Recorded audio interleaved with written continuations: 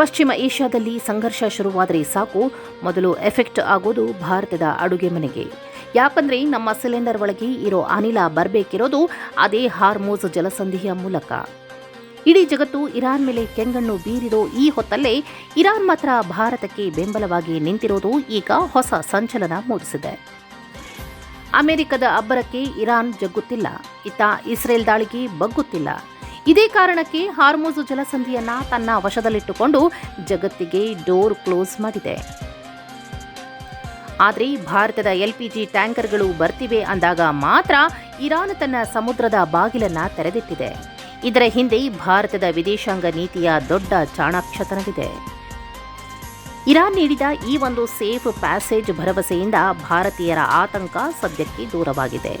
ಇಡೀ ಜಗತ್ತು ಈಗ ಹಾರ್ಮುಜ್ ಜಲಸಂಧಿ ಬಂದ್ ಆದರೆ ಕಥೆ ಏನು ಅಂತ ಆತಂಕದಲ್ಲಿದೆ. ಆದರೆ ಭಾರತಕ್ಕೆ ಮಾತ್ರ ಇರಾನ್ ರೆಡ್ ಕಾರ್ಪೆಟ್ ಸ್ವಾಗತ ಕೋರಿದೆ. ಈ ಬೆಳವಣಿಗೆ ಜಾಗತಿಕ ರಾಜಕಾರಣದಲ್ಲಿ ಹೊಸ ಸಂಚಲನ ಮೂಡಿಸಿದೆ. ಜಾಗತಿಕವಾಗಿ ತೈಲ ಮತ್ತು ಎಲ್ಪಿಜಿ ಬಿಕ್ಕಟ್ಟು ಇಡೀ ವಿಶ್ವವನ್ನೇ ಬೆಚ್ಚಿ ಬೀಳಿಸಿರೋ ಈ ಹೊತ್ತಲ್ಲಿ ಭಾರತಕ್ಕೆ ಮಾತ್ರ ಇರಾನ್ನಿಂದ ಒಂದು ಬಿಗ್ ರಿಲೀಫ್ ಸಿಕ್ಕಿದೆ. ಅತ್ತ ಅಮೆರಿಕದ ಅಧ್ಯಕ್ಷ ಡೊನಾಲ್ಡ್ ಟ್ರಂಪ್ ಇರಾನ್ ಮೇಲೆ ಯುದ್ಧ ಸಾರಿದ್ರೆ, ಇತ್ತ ಇರಾನ್ ಮಾತ್ರ ಭಾರತದ ಸ್ನೇಹಕ್ಕೆ ಫುಲ್ ಮಾರ್ಕ್ಸ್ ನೀಡಿದೆ. ಹಾರ್ಮುಜ್ ಜಲಸಂಧಿಯಲ್ಲಿ ಭಾರತದ ಹಡಗುಗಳಿಗೆ ಯಾರೂ ಅಡ್ಡಿ ಮಾಡಲ್ಲ, ಭಾರತ ನಮ್ಮ ಬೆಸ್ಟ್ ಫ್ರೆಂಡ್ ಅಂತ ಭಾರತದಲ್ಲಿರೋ ಇರಾನ್ ರಾಯಭಾರಿ ಮೊಹಮ್ಮದ್ ಫತಾಲಿ ಭರ್ಜರಿ ಭರವಸೆ ನೀಡಿದ್ದಾರೆ. ಹಾಗಾದರೆ ಇರಾನ್ ಭಾರತಕ್ಕೆ ಮಾತ್ರ ಈ ರಿಯಾಯಿತಿ ನೀಡಿದ್ದೇಕೆ? ಒಮನ್ನಲ್ಲಿ ನಡೆದ ಡ್ರೋನ್ ದಾಳಿಗೂ ಇರಾನ್ಗೂ ಏನಾದರೂ ಲಿಂಕ್ ಇದೆಯಾ? ಈ ಯುದ್ಧದ ಕಾರ್ಮೋಡದ ನಡುವೆ ಭಾರತಕ್ಕೆ ಸಿಕ್ಕಿರೋ ಈ ಸೇಫ್ ಪ್ಯಾಸೇಜ್ ಹಿಂದಿರೋ ಅಸಲಿ ರಹಸ್ಯ ಏನು ಅನ್ನೋದರ ಕಂಪ್ಲೀಟ್ ಅನಾಲಿಸಿಸ್ ಇಲ್ಲಿದೆ.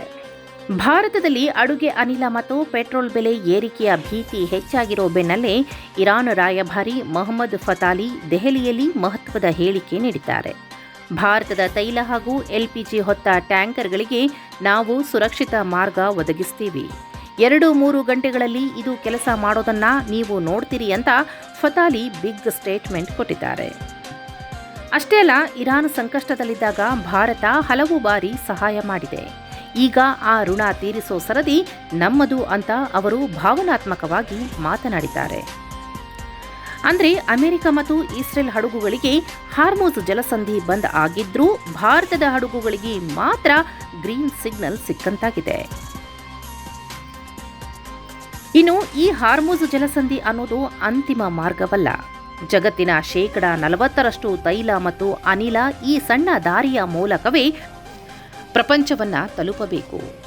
ಒಂದು ವೇಳೆ ಇರಾನ್ ಈ ಮಾರ್ಗವನ್ನ ಕಂಪ್ಲೀಟ್ ಆಗಿ ಬ್ಲಾಕ್ ಮಾಡಿದರೆ ಅಮೆರಿಕದಂತಹ ರಾಷ್ಟ್ರಗಳ ಆರ್ಥಿಕತೆ ನೆಲಕಚ್ಚುತ್ತೆ. ಇಂತಹ ಸಂದರ್ಭದಲ್ಲಿ ಭಾರತಕ್ಕೆ ಇರಾನ್ ಬೆಂಬಲ ನೀಡುತ್ತಿರುವುದು ಟ್ರಂಪ್ ಪಾಲಿಗೆ ನುಂಗಲಾರದ ತುತ್ತಾಗಿ ಪರಿಣಮಿಸಿದೆ. ಹಿರಿಯ ಇರಾನ್ ಅಧಿಕಾರಿಗಳೇ ನೇರವಾಗಿ ಭಾರತಕ್ಕೆ ಸಹಕರಿಸುವಂತೆ ತಮ್ಮ ರಾಯಭಾರ ಕಚೇರಿಗೆ ಸೂಚನೆ ನೀಡಿದ್ದಾರೆ ಅಂದರೆ ದೆಹಲಿ ಮತ್ತು ಟೆಹರಾನ್ ನಡುವಿನ ಸಂಬಂಧ ಎಷ್ಟು ಸ್ಟ್ರಾಂಗ್ ಆಗಿದೆ ಅನ್ನೋದನ್ನ ನೀವೇ ಊಹಿಸಿ. ಆದರೆ ಈ ಸಂಭ್ರಮದ ನಡುವೆಯೇ ಒಂದು ಕರಾಳ ಸುದ್ದಿ ಕೂಡ ಬಂದಿದೆ. ಒಮನ್ ಸೊಹಾರ್ ನಗರದಲ್ಲಿ ನಡೆದ ಭೀಕರ ಡ್ರೋನ್ ದಾಳಿಯಲ್ಲಿ 2 ಭಾರತೀಯರು ಬಲಿಯಾಗಿದ್ದಾರೆ. ಸುಮಾರು 10 ಭಾರತೀಯರು ಸೇರಿದಂತೆ 11 ಮಂದಿ ಗಾಯಗೊಂಡಿದ್ದಾರೆ ಅಂತ ವಿದೇಶಾಂಗ ಸಚಿವಾಲಯದ ವಕ್ತಾರ್ ರಣಧೀರ್ ಜೈಸ್ವಾಲ್ ಖಚಿತಪಡಿಸಿದ್ದಾರೆ. ಮಸ್ಕತ್ ಬಳಿ ನಡೆದ ಈ ದಾಳಿ ಇಡೀ ಗಲ್ಫ್ ರಾಷ್ಟ್ರಗಳಲ್ಲಿ ಆತಂಕ ಮೂಡಿಸಿದೆ. ಗಾಯಾಳುಗಳಿಗೆ ಸಹಾಯ ಮಾಡಲು ಮತ್ತು ಮೃತರ ಶವವನ್ನ ಭಾರತಕ್ಕೆ ತರಲು ರಾಯಭಾರ ಕಚೇರಿ ಹಗಲಿರುಳು ಶ್ರಮಿಸುತ್ತಿದೆ. ಒಟ್ಟಾರೆಯಾಗಿ ಹೇಳೋದಾದರೆ ಮಧ್ಯಪ್ರಾಚ್ಯದಲ್ಲಿ ರಣರಂಗದಲ್ಲಿ ಭಾರತ ಈಗ ಅತ್ಯಂತ ಜಾಣ್ಮೆಯ ನಡಿಗೆ ಇಡ್ತಿದೆ. ಒಂದು ಕಡೆ ಇರಾನ್ ಜೊತೆಗಿನ ಸ್ನೇಹದಿಂದ ಇಂಧನ ಭದ್ರತೆ ಕಾಪಾಡಿಕೊಳ್ತಿದ್ರೆ, ಇನ್ನೊಂದು ಕಡೆ ತನ್ನ ಜನರ ರಕ್ಷಣೆಗಾಗಿ ಹೋರಾಡ್ತಿದೆ. ಇರಾನ್ ನೀಡಿದ ಈ ಭರವಸೆಯಿಂದ ಭಾರತದ ಅಡುಗೆ ಮನೆಗೆ ಎದುರಾಗಿದ್ದ ಗ್ಯಾಸ್ ಸಿಲಿಂಡರ್ ಗಂಡಾಂತರ ಸದ್ಯಕ್ಕೆ ತಪ್ಪಿದಂತೆ ಕಾಣ್ತಿದೆ.